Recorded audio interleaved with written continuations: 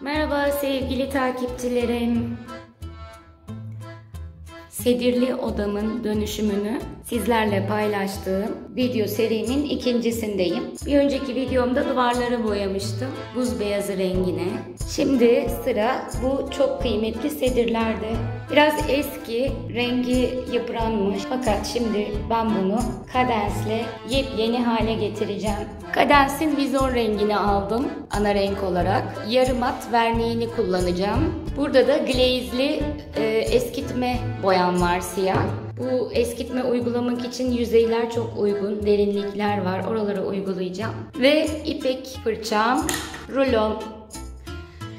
İlk önce bu eski sapları sökeceğim çünkü bunlarda yırtılma oldu. Bunlar deriden. İlk önce onları söküp yenisini yapacağım. Sonra da ilk kat Cadence.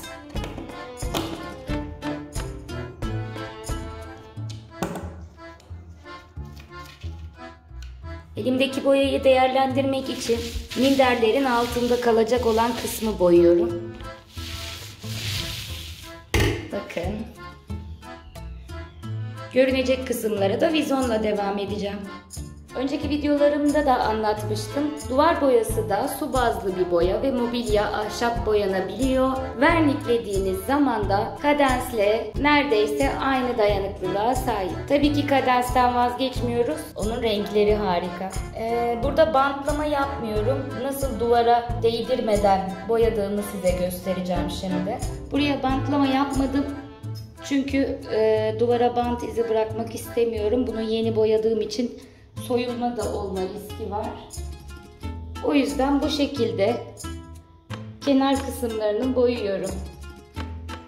Size de bu tüyoyu vermek istedim.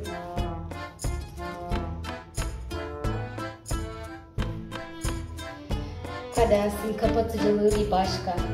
İllaki yani. Verdiğimiz paraya değiyor.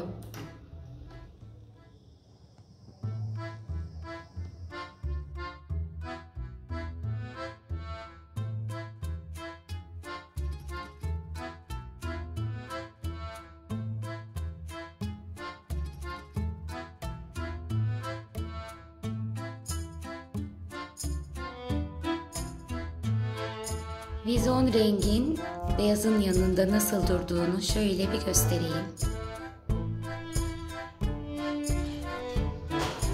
Bence çok hoş bir renk. Şimdi gelelim eskitme kısmına.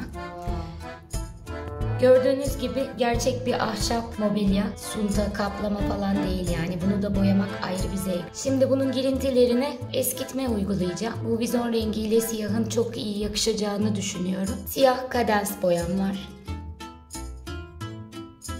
Ve glazim var. Bu medium eskitmede boyanın hemen kurumamasını sağlıyor arkadaşlar. Zaten glazli karışımlı eskitme boyaları da var. Ben ayrı ayrı kullanıyorum. İlk önce bu ikisini %50-50 karıştıracağım. İşleme başlamadan önce nemli bezimi, penye bezimi hazırladım. Bu penye bezi suyla ıslatıyorsunuz ve iyice suyunu sıktırıyorsunuz. Nemli bir şekilde kalıyor. Şimdi ne işe yaradığını size göstereceğim. Glaze ile boyamızı karıştıralım. Girintilere bu boyayı dolduruyorum. Böyle doldurarak sürüyorum.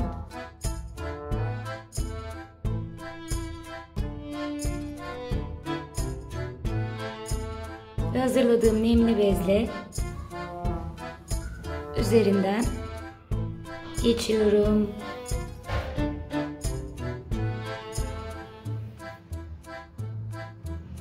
Çok bastırmadan. Bakın böyle eskitme görüntü ortaya çıkıyor. Bunu her yerine uyguluyorum.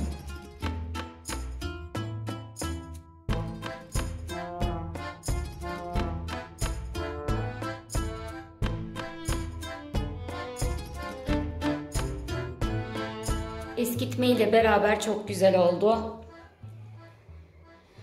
Evet arkadaşlar, şimdi sıra geldi vernik olayına.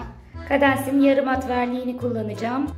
12 saat arayla 2 kat boya kullandım. Sonra eskitme yaptım. Eskitmeden sonra da 12 saat bekledim. Şimdi vernik zamanı.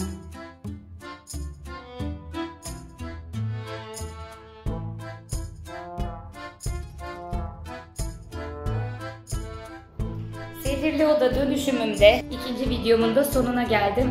Şimdi sıra minderlerde. Bundan sonraki videomda minder kılıfı olacak arkadaşlar. Sevgiyle kalın, takipte kalın. Ev dekorasyonu oynatma listeme bir bakın.